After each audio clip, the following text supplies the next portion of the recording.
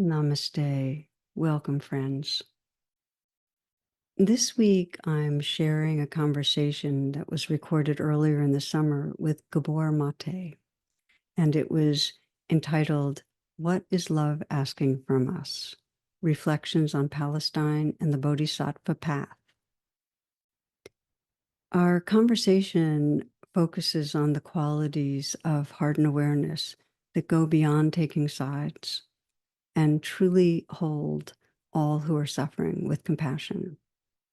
And I can say that I don't see any other pathway to healing seemingly intractable violence than over time humans evolving consciousness, learning to stop dehumanizing and instead waking up to that realization of the preciousness of all lives, that caring is what gives us a future worth living for. So many of you know of Gabor, who is a friend, colleague, and someone I feel deep, deep honoring of. He's a Canadian physician, an author. He's done groundbreaking work in trauma, addiction, and more.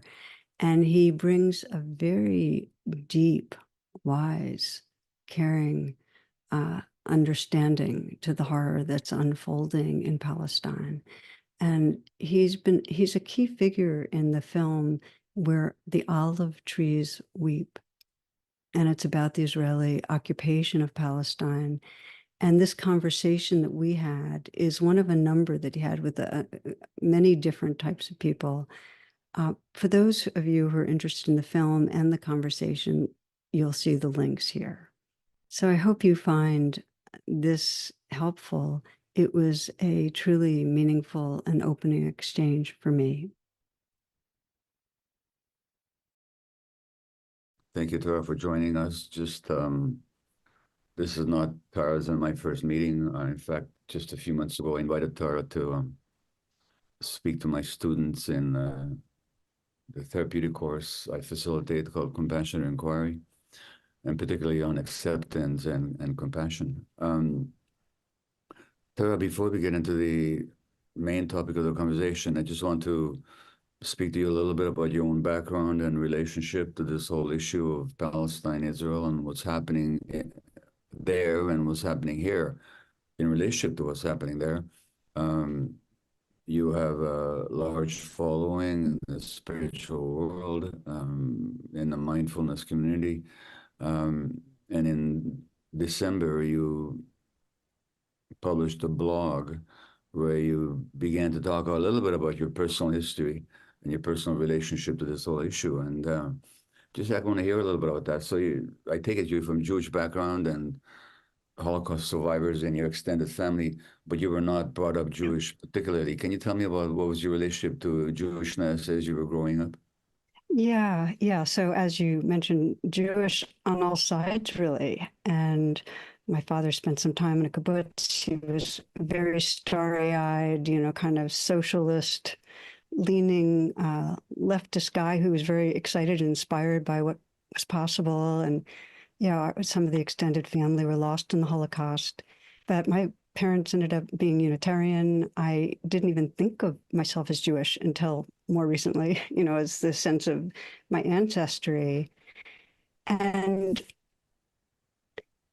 but I did go to, holidays and so on with cousins. So it's, kind of the background of my family. But for quite a while, I've been, as I kind of had a growing sense of what was going on in terms of Israel's occupation of Gaza, West Bank, and so on, a growing alarm. And I started, giving to Jewish Voices Peace about 10 years ago and just starting to learn more. But really, it was not until October 7th that I began to immerse myself more and sense really the tragedy of how trauma creates trauma, and the scale of it was crushing. And so it felt, and this is what gets interesting with teachers on a spiritual path. My basic understanding of a spiritual path is that it's as much about inner cultivation of love, compassion, and an awake heart, and how it's outwardly expressed. And that includes how we're expressing it collectively. And when there's huge suffering, part of the path is to respond to it. So it felt really important to start naming more actively, this is going on, and what is our heart's response to it? And that brought forward that first blog post, which received a huge amount of criticism and also gratitude. And the second post, way more pain, hurt, reactivity, and so on. So maybe I'll pause there and see if that kind of responded to what you were wondering about. It's impossible not to notice how many of the leading Buddhist teachers in North America have a Jewish background, including names that I know are friends of yours, close colleagues of yours, and well known to a lot of people. Any thoughts as to why that's the case?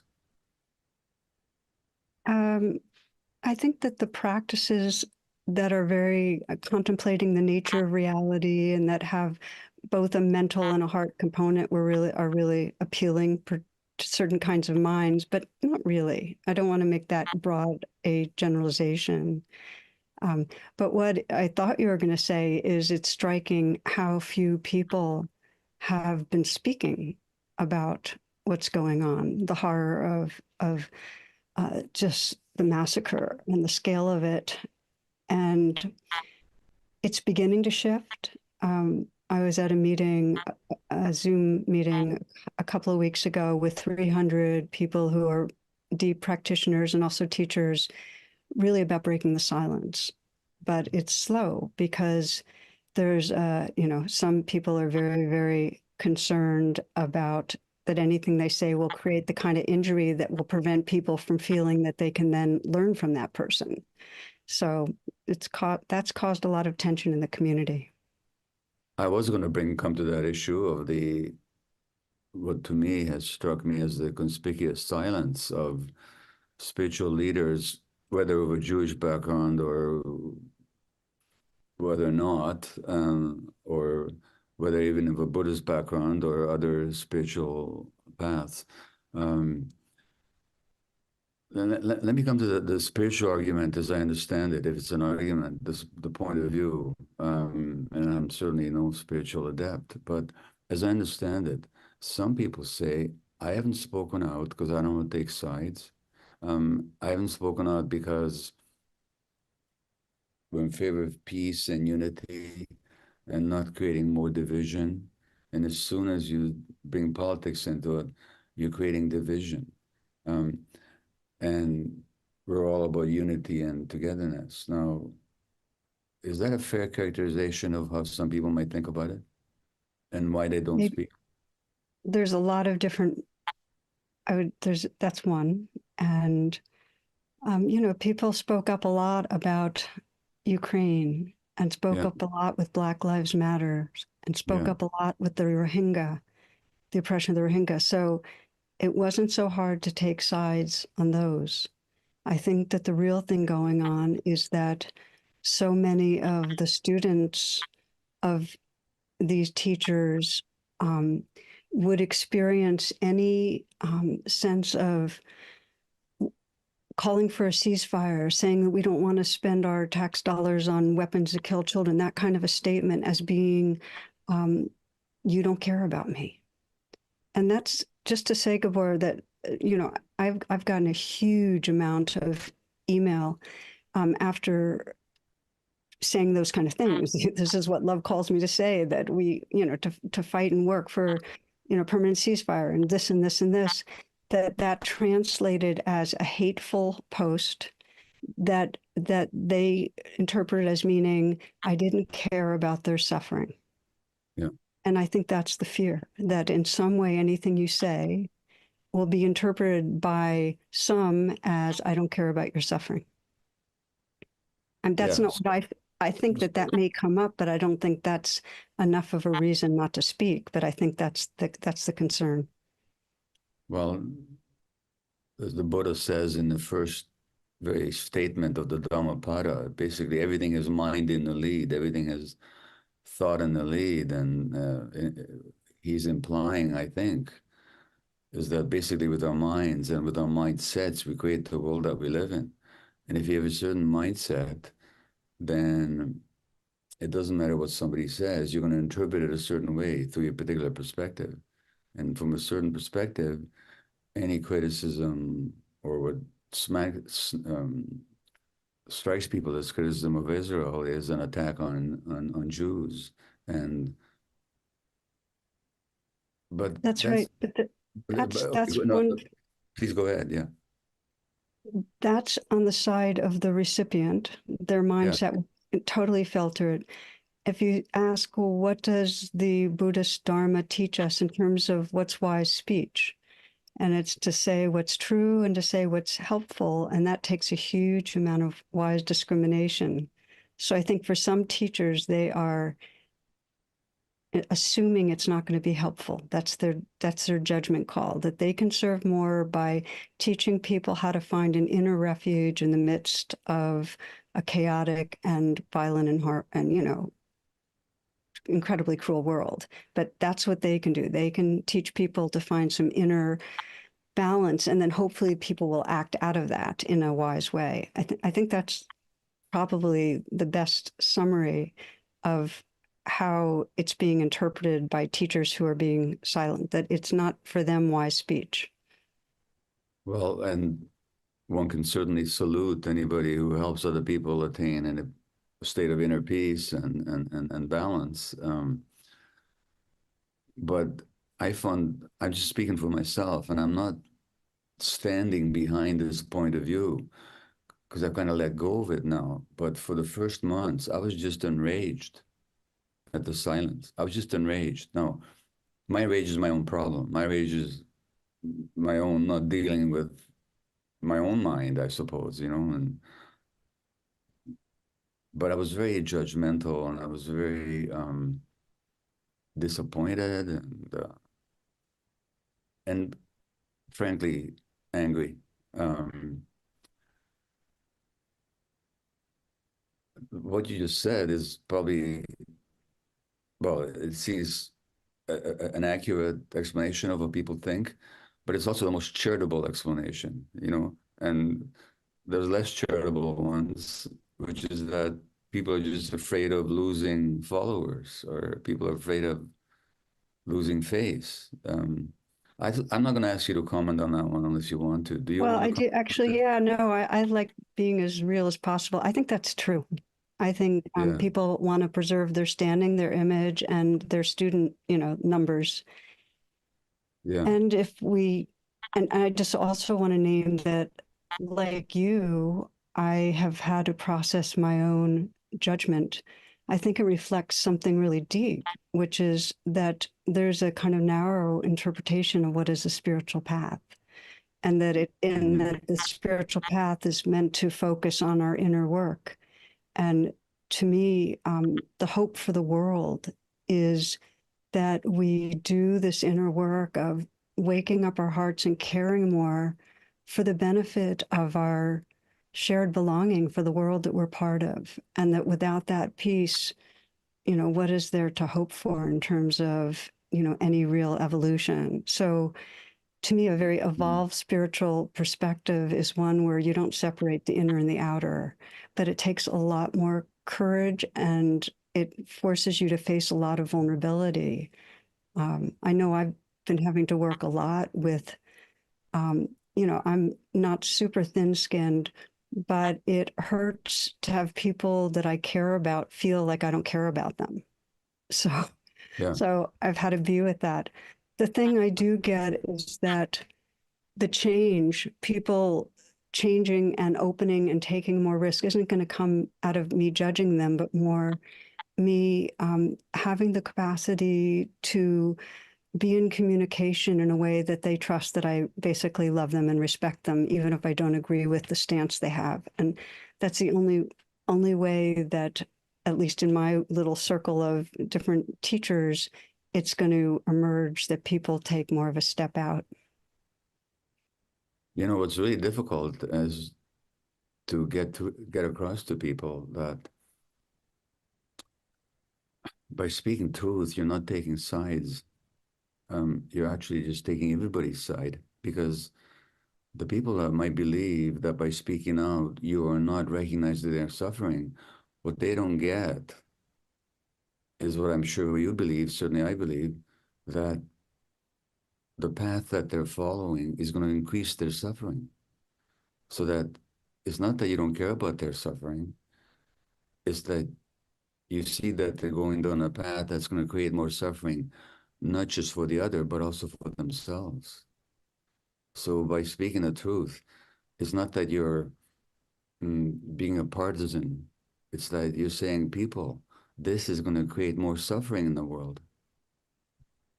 You and I agree, and I don't think it's about sides either. I think the real healing comes when you truly, authentically, in your heart, care about the well-being of all.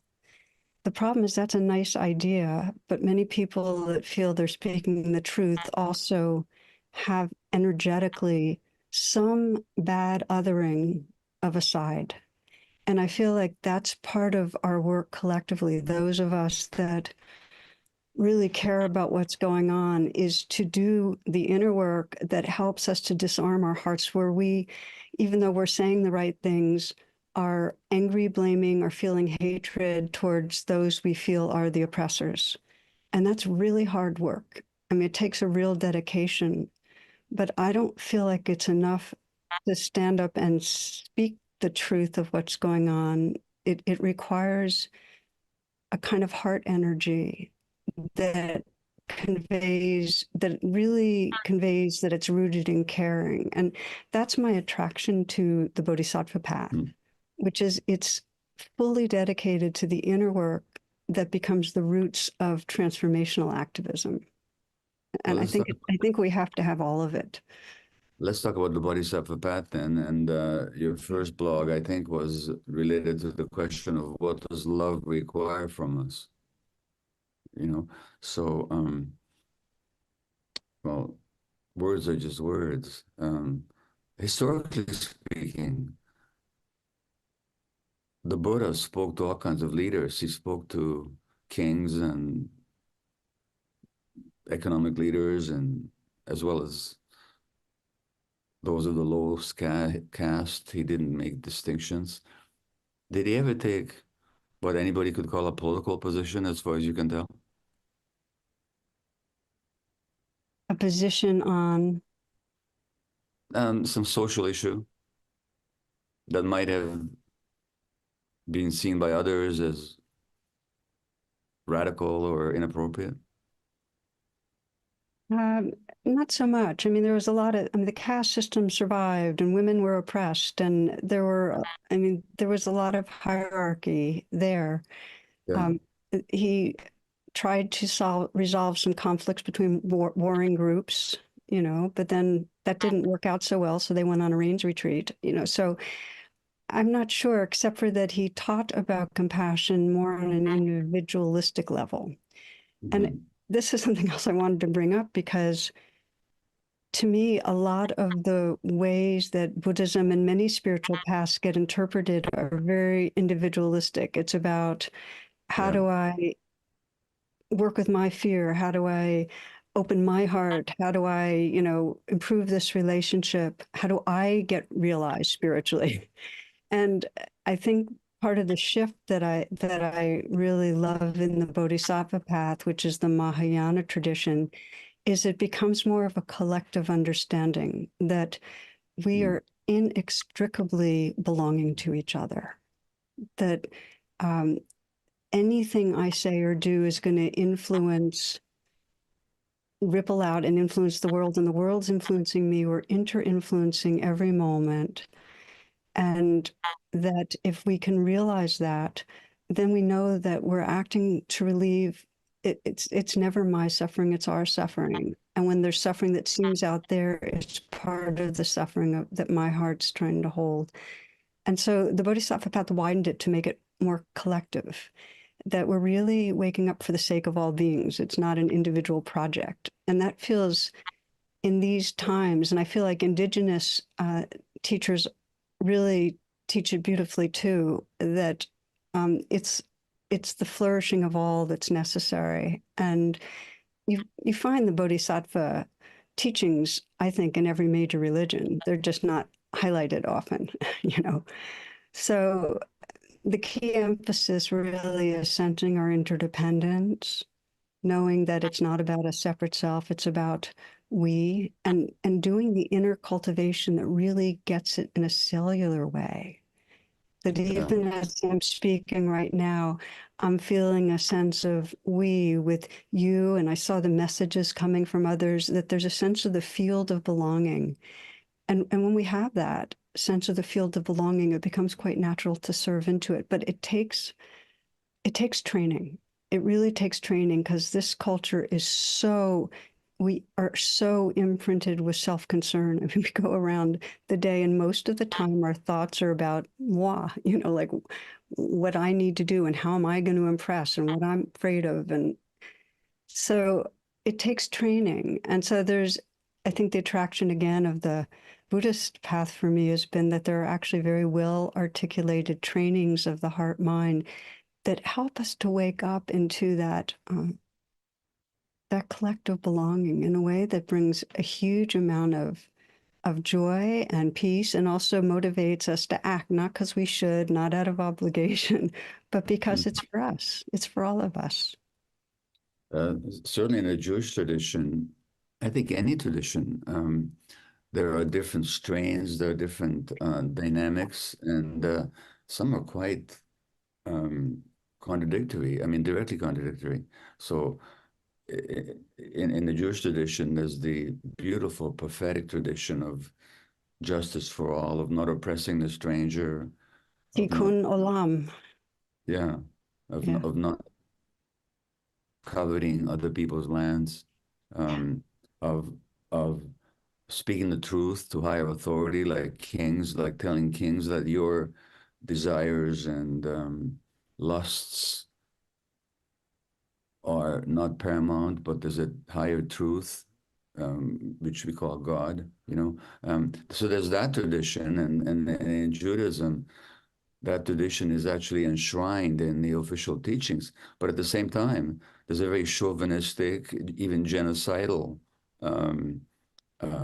narrow um, uh, tradition that makes it all about us and our right to do anything we want to anybody else, including to kill them all, if that's what it takes to take over the land. So, you know, Buddhism, that's less apparent, but let's face it, you mentioned the Rohingya. The Rohingya were being prosecuted by people that are nominally Buddhists. by the Buddhist, exactly. You Yeah, know, so that tension seems to have existed forever in spiritual teachings and religious practices. exactly. It's Thich Nhat Hanh said it so powerfully that our enemy is not man. It's this conditioning we have, that when we're afraid, when we're caught up in that perception of separation, we tend to hurt each other and hurt ourselves. And so that's the conditioning to pay attention to. And there's no way to wake up from that trance of being Yeah, separate without practicing. It takes a training to wake up from that trance of separation. yeah. So, what does love demand from us? And in your first blog that you published in December, you end with a. I just want to run through them with you and ask you to speak about them. You know, and you ask about what the heart. Was it the heart? What is the love asking for me? You say, and then you share what came up for you in pondering the question of what love is asking for you. And you say, my heart knows that I need to keep connecting inwardly so that you're aware of your own habitual fears and biases. This is where you're talking about training, isn't it? Exactly. And just to share an example, because we were talking about our judgments, and I was working, and this is a friend of mine who, this was, I think, November, and she's horrified by Hamas's attack. But then it became crushing to see the scale of just the massacre that followed. So she was really angry and blaming. And this is a Dharma teacher. And so she knew that she did not want to be caught in anger, hatred, and blame. And, this is her prayer. It was like, there's so much of it. I don't want to see more. And so we practiced with it together. And just to give you a feeling for how that can be, because so many of us get in that grip of what it's like when we really feel innocent beings being violated at this scale. So we talked for a few moments, and there's this Buddhist phrase that many are familiar with, that hatred never ceases by hatred, but by love alone is healed, that this is the ancient and eternal law. So we took some moments to get quiet. So part of the training is to breathe and feel the present moment. And then you leave and you come back, and you keep coming back until there's some sense of here. You can even mentally whisper the word here, you're here. And then we began what I call the RAIN practice, which is really mindfulness and compassion brought to the tangle that we're stuck in. And so RAIN is an acronym. The R is recognize. And so she recognized the blame and the hatred. She could sense the parts of her that were making certain people an enemy. The A of RAIN is to allow, is to let that energy be there, to not fight what's going on, rather than bring a kind of curiosity and caring presence to it, which leads to the I of RAIN, which is investigate. And when she investigated, she found under the anger, the blame, the hatred, she felt hate, there was this powerlessness. It was really hard to stay with, the sense of there's no answer. I don't see an answer here. I don't see relief. And maybe some of you can relate to that, because I run into that a lot. And so she'd investigate and just being with that and letting that be there. And what emerged under that powerlessness and fear, that not knowing, was an ocean of grief. Just went into grief. And that's when the N of nurture, to meet that pain with kindness. And so we breathed together, and she felt it, and she felt in that grief, because there's always something you care about, some love that needs attention. She felt how much she loved life, and she wanted to protect life. And that her prayer was, may this life be in service of love. So I share this because she went from an armed heart that was blaming an enemy, the Israeli military, Netanyahu, whatever, to a sense of this tenderness that still even more felt like it wanted to help. And so that's when she could ask the question, what is love asking for me? And it was partly to be able to keep not knowing and yet keep cherishing life, to speak out, to teach on the preciousness of all life, to be active. But so here's the thing. People are often afraid that if they disarm their heart, they're not going to be active. That if they're too compassionate, that everything will be equalized, that it'll get neutralized. And we can open our hearts and absolutely respond to the scale of the suffering in appropriate ways. But what's going to happen is we're going to be responding from care, not from hatred and anger. And that makes all the difference. So that's just an example, Gabor, that I wanted to share, because it felt, when I had that commitment, it was to really, when I find my heart judging, to disarm, take the time to disarm. And I have to say that that's been the greatest challenge for me. And it's not a challenge that I ever was able to rise to a whole number of times in the last several months, including, despite me agreeing with everything you just said, I created some very difficult scenes for people very close to me because of my lack of just being able to hold my grief and hold the pain and hold the even helplessness. And instead going into rage and kind of an aggressive energy that came up for me because I was unwilling just to grieve, It's a difficult one. Oh, just what you said, it really hits me. It's that there's that phrase, vengeance is a lazy form of grief, that it's so much harder to sit down into the vulnerability of grief. We'll do anything, and our default is always to create a bad other. It's Yeah. always to aim at and just to mention, because you know this, and you know this more explicitly than I do, the habit of blaming, dehumanizing, demonizing, it's universal. It's biologically rooted. It's part of our survival brain. It's just so much simpler and faster to create an enemy, that default to black white thinking, than to open our hearts to this complexity that whoever's causing suffering is suffering. It's really hard to remember that. And I have a very simple little metaphorical story that helps me over and over, of just imagining you're walking in the woods and you see a little dog by a tree, and you go to pet it and it lurches at you with its fangs bared, and you go from being friendly to being really angry, and then you see that it has its paw in a trap, and you might not get close to it. Yeah. You might keep your boundaries to protect yourself, but you're no longer hating or it's not hate or anger. Then there's caring again. And if we can, every time our hearts get armed in some way, look to see how there's a leg in a trap. And I want to say that first we actually have to feel what's under the armor within ourselves. First, we have to pay attention to our own fear, hurt, and then grief. But then we start having the eyes to see the other with much more sensitivity and depth. It's very freeing. We can start seeing how they're family and they're hurting. I read a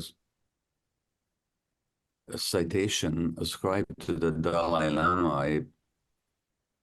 If it's not accurate, it should be. But it's one of those stories that if it's not true, it should be true. But he's supposed to have said that when it comes to Hitler, kill him, but don't hate him. It's not his fault that he's become this creature that he is. Now, I want to go to the next point, because this is a difficult one. I mean, the first one about self-exploration and getting to know our own biases and not projecting our own fears and frustration onto others. At least conceptually, it's not easy to do, but conceptually easy to understand. There's not a whole lot of disagreement there. The next one, I think, is difficult for a lot of people, that you wrote back in December, which is that my heart asks that I continue to deepen my understanding of the historic trauma, causes and conditions leading up to conflict, violence, and suffering. And that's when you remember that humans are not your enemy. Well, to a lot of people, and I find this the case to a nth degree, let's say if you're a Jewish person, or a well-meaning non-Jewish person for that matter, if you don't know anything about the history of Palestinians and what happened in Israel with Zionism going back to over 100 years now, and especially to 1948, then October the 7th just seems like another pogrom, like another massacre of Jews because they're Jews by people that hate us and want to destroy us. That's how it'll appear.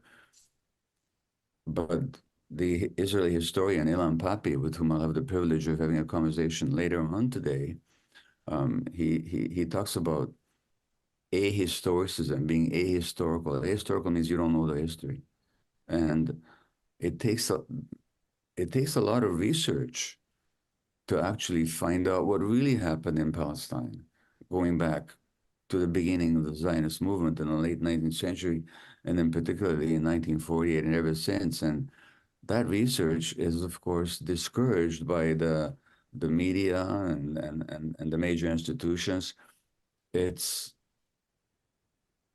not known to a lot of people what's really happened here, so that there is another narrative and there's another people there whose experience is being totally ignored and denigrated and invalidated.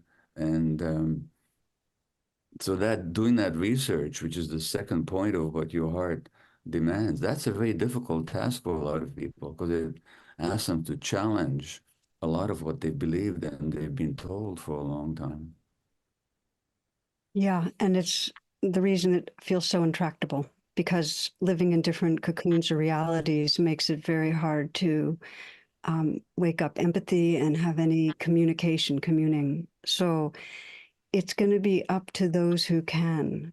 And it doesn't have to be, I mean, Gabor, you've got a certain kind of mentality that allows you to grok a huge amount of information. I don't have that, but I have a willingness to expose my heart to pain. And I think that's what it takes. Hmm. And what I mean by that, the word proximity is what comes to mind, is just the power of this film, Where Olive Trees Cry, is that it helps people become more proximate with a reality that they weren't familiar with. For those that have a very hard, fast reality that this would threaten, they're not going to be the ones. It's going to be up to others who are not as traumatized and have some part of their being that's got a longing for truth that wants to be exposed. And we need to be exposed. It really, and it takes practice to get exposed. And if you even think of it in your personal life, we don't incline ourselves to want to come as close to the suffering that's there. I mean, there's one wise sage that when people were struggling, he'd have one question, and that is, what are you unwilling to feel? So it takes a courage to get proximate with the suffering. And, I've witnessed that courage in people that aren't as immediately traumatized, because empathy, really, the capacity for empathy or opening or having an interest in a larger reality, everything shuts down when you're in survival mode. So Yes. it's really important not to judge people for hanging on to their realities, but just to know that we need to be reaching to all those that are wanting to care more about truth than they do about feeling safe. Yeah. I think I've taught a few meditation groups from Israelis. I've taught a few Palestinian groups, and I've witnessed in both those who are willing to lean in and touch a larger reality, and it totally inspired me. Hmm. I witnessed with an Israeli group, one woman was talking about, she said, please pray for my son. He's 2 years old and he's a hostage and he doesn't have his parents with him. And so the group was with that. But by the end, the prayer was for all children and invoking the pain that was getting close in with the realness of a body in a rubble is not just a body in a rubble, it's a human life that was innocent and is gone. Getting close into that. And then with the Palestinian group, the closing prayer that one woman gave after, and this is after a group was sharing whole families, extended families, because most of them, they weren't in Gaza. They were actually several hundred people, part of a meditation group that is online, that with people living in different Arab countries. But at the end, the prayer was, there's such a strong, strong pressure to hate. Please, may I keep my heart open, please. You could feel the courage to be touched. And that is really the characteristic of the Bodhisattva, which is this willingness to have our hearts touched so we can feel a tenderness of response to the suffering. You know, I'm just rereading a book by Bhikkhu Bodhi called The Noble Eightfold Path. And you mentioned safety, and there's a site, he says in it that real security lies on the side of truth. Hmm. And That's Bhikkhu what, Bodhi has spoken up in a very powerful way. He's been really a leader in Buddhist teachers speaking out. So I want to just honor him oh, for that. Yeah. oh, I'm glad to hear that. I didn't know that. Oh, yeah. Um, um, I'd like you to comment on something else you wrote in your blog in December 26th. you said, my heart realizes that how we seek what we long for determines what unfolds in the future. It's interesting that you don't say that what we seek or what we long for determines. It is how we seek what we long for. Can you comment on that? Yeah, it's a bit what we were talking about before, that if so many of us listening here deeply want an end to the violence and the violation now, that's the prayer. That's really what we long for. How we go about speaking, like our words and our actions in that direction, are going to determine how much transformation is possible. And this is why on the Bodhisattva path, it keeps coming back to re-grounding in an awake heart. Because if we speak with each other, we speak out, and there's that visceral transmission of caring, that's going to inspire. That's contagious. But if there's animosity and blame, and we're not including some others, we're seeking the humanity of one at the expense of the other, we might end up politically getting something, but it's not the kind of transformation that seeds the future that really is a future of reverence for life, which is, I think, what we all really long for. What evolved for you between the time that you published your first blog in December and then 5 months later you published another one? Some of mm, the tone or the intention is the same, but I also get the sense that something changed for you. Is that the case? Yeah, probably like most everybody listening, it just became more horrific and more urgent. It's like every day I'm aware of, and I try to let myself be aware of how much is going on. I think often of one woman, this beautiful Palestinian woman who, in one of the groups, she's living in Israel, and she says that, and I did a class with them around Ramadan, and it was right at the end of a long day of fasting, and she saw this image in a paper of a woman who is surrounded by her near starving children, and they're silently watching her, and they're all around a pot, and the pot just is empty with a stone in it. And her dedication was to every day bring to mind that woman and her starving children and that pot, because she really wanted to not forget, so that her actions would come from caring, but they would be active. And there's a beautiful image about compassion that I love to share, which is that we try to embody a strong back and a soft front. And this is from Roshi Joan Halifax. And so just to feel that in your body and what it means, that a soft front means that you really are holding all with care, that you get it, that humans are hurting and they're in reaction, and your heart's tender towards all of them. That's the soft front.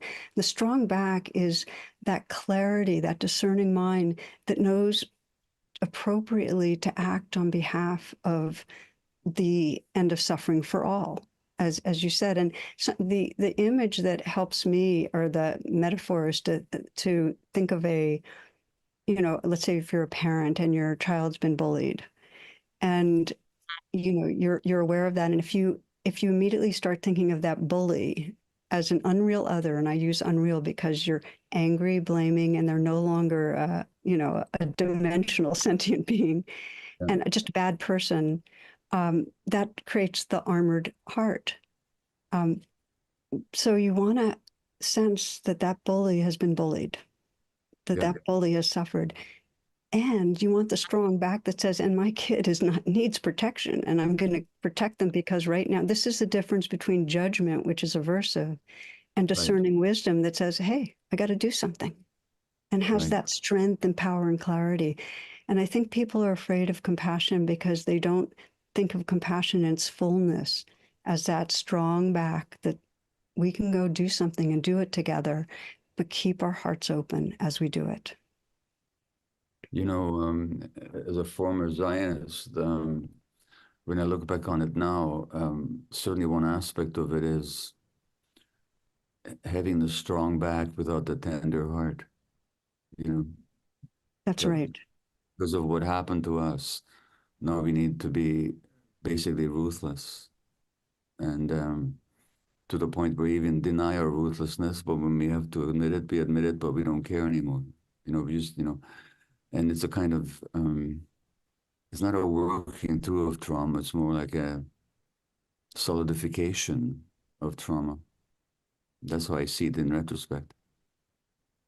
That feels really accurate, Gabor, that's what happened. And I just want to speak to, I've mentioned a few times, people feeling like there's really no answer. And I think it's when we detect just how locked in that trauma and reaction is, when we hear the statistics of how many Israelis actually think there has not been enough force. It's like, how could it be? Because I know so many, I mean, I have tons and tons of friends who are Jewish who completely are horrified by what's happening and want it to end. I mean, this is not Jewish, non-Jewish. This is the mindset of the most traumatized that are, and those that are most relating to it. And it's really hard to see that and sense how can there ever be a resolve. And I often think of, the Sarvodaya movement, which is a Sri Lankan freedom movement, and Ariadne, who presented a peace plan to bring together these, it was civil war, but he presented it as a 500-year plan. Just to take that in for a moment, that we have to stop the violence now, but there's going to still be all the energies of living in different realities and more violence. There's just going to be. And yet, if a growing number of us can commit to the inner practices that keep disarming so we can act from an awake heart over the generations, that's the evolution of consciousness that can make a 500-year kind of plan towards peace be a possibility. So I just found that time frame really important to let my body feel. This has surprised a lot of people. But the Jewish critique, you might say, of Zionism didn't begin October the 7th or even November 1948 or in 1948. In the late 19th century, early 20th century, there was a Jewish spiritual writer. His name was Asher Ginsberg, but his pseudonym was Ahad Am, which is a Hebrew word for one people, Ahad Am. And he wrote in 1897, when there was only a few Jews, relatively speaking, in Palestine, he said that if we continue to treat the Arabs like the way we're treating them, all we're going to create is one small Levantine people tormenting another Levantine people, he said. And if this is the Messiah coming, I don't want to see him arrive. He already sensed the energy. Even before the historical events, he sensed the energy that was dominating the scene, and he said, this is going to lead to nothing but suffering. You mentioned Joan Halifax. She's one of the, Roshi Halifax is one of the spiritual teachers who has spoken out on this issue. I was really glad to see that. You've kindly agreed to lead us in a mindfulness practice, a little exercise. But before we go there, is there anything else you wanted to say that I haven't asked you about?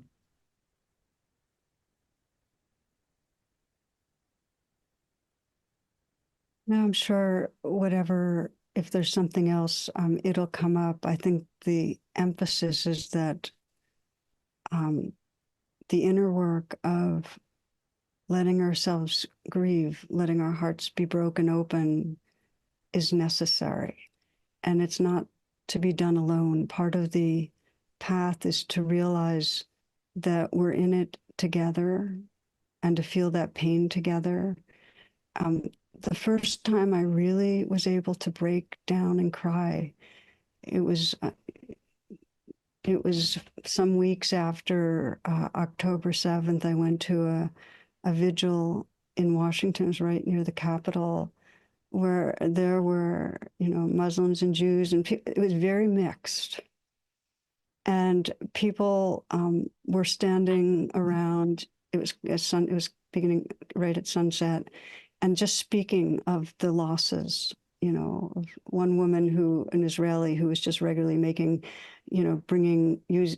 carting people back and forth from Gaza to get them to hospitals, and she was killed, and she was a good friend of somebody there. And then another who woke up one morning to hear that his whole family was gone. There was something in people grieving together, and we were really weeping. That was one of the most important moments. I don't want to even say healing because it sounds so privileged, but it was important.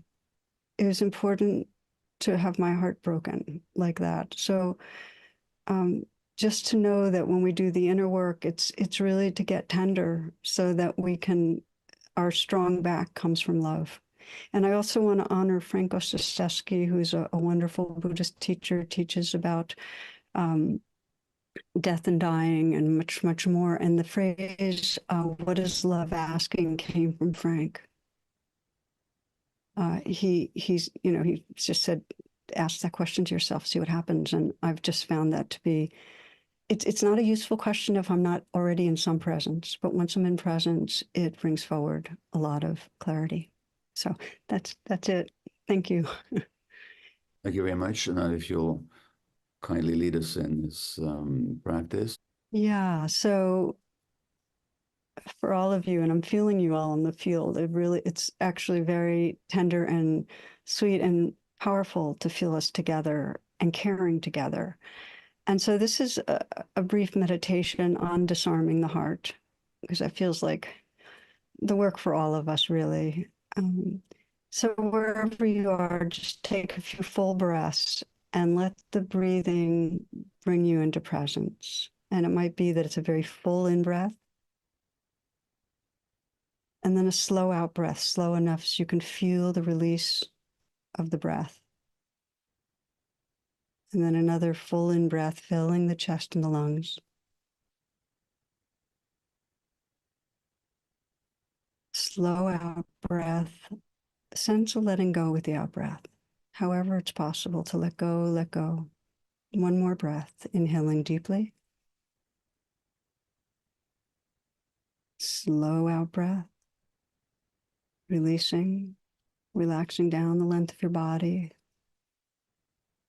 letting go. And then now as the breath resumes in its natural rhythm, just gently scan your body and see if there's anywhere that you've been habitually holding tightness that you might soften, perhaps loosening the shoulders, letting the hands be soft, softening the belly.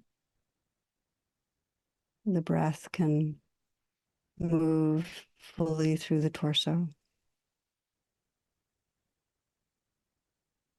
And from this space of presence, you might bring to mind anywhere that you sense that you're in the habit of creating an other, of a group of difference, of a group of people, whether it's, some of you might be politically in the United States, or it might be politically elsewhere, it might be race, religion, it might have to do directly with the horror that's unfolding in Gaza, and more in larger scope with Israel.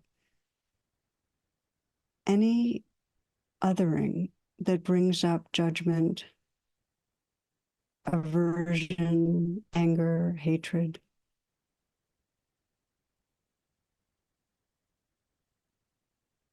And you might let yourself even tune into a specific example, a behavior or event that really triggers what I'm calling bad othering, in some way, making others less, feeling they're less valuable, less moral, less good.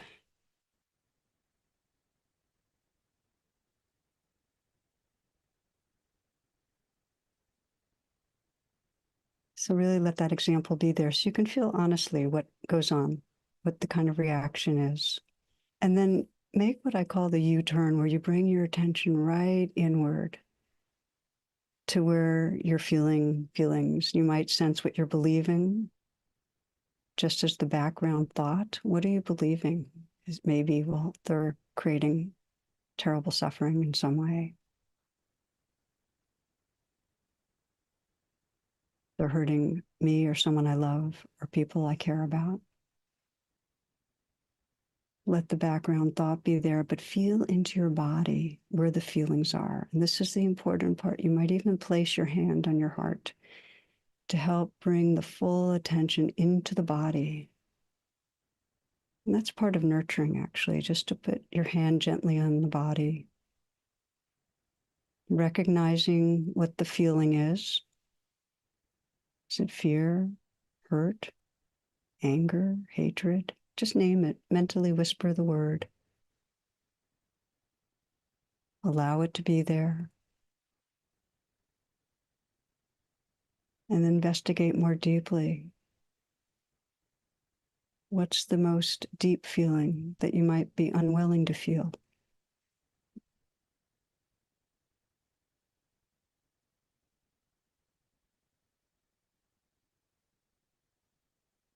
What's really difficult to feel?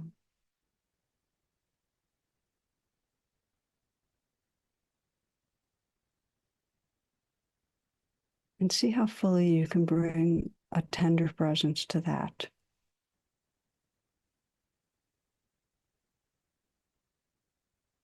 Sensing what you're really caring about. And you can ask yourself that, what am I most deeply caring about? Behind anger, behind bad othering, there's something we care about always. What is it?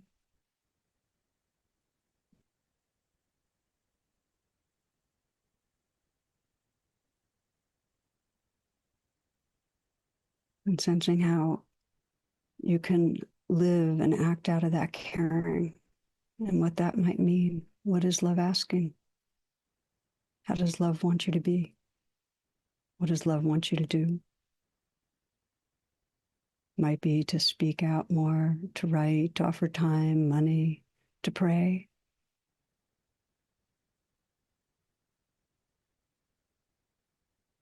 To keep disarming.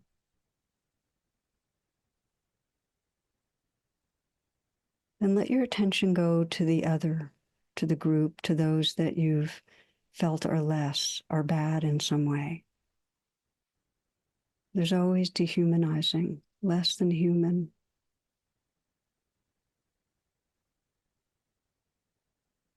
And just take a moment to sense them as conditioned, imperfect beings, just like us. And see if it's possible to sense the leg in the trap, to sense how they might be traumatized and hurting.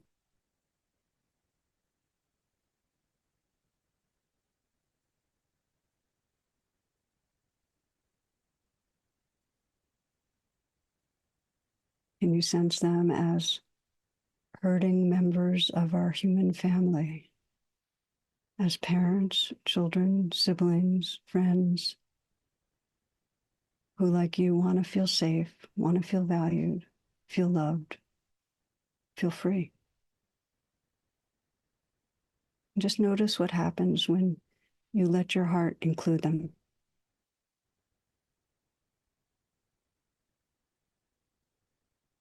You might very physically sense what it means to have a soft front and a strong back.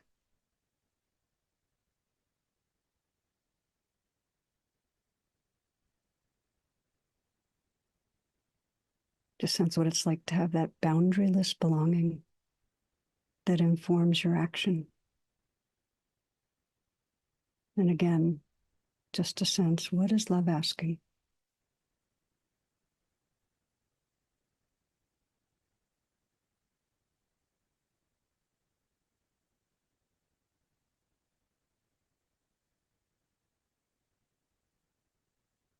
You might take a few breaths, and if you feel like continuing to reflect or to write or journal in some way, please feel free. So thank you for practicing together.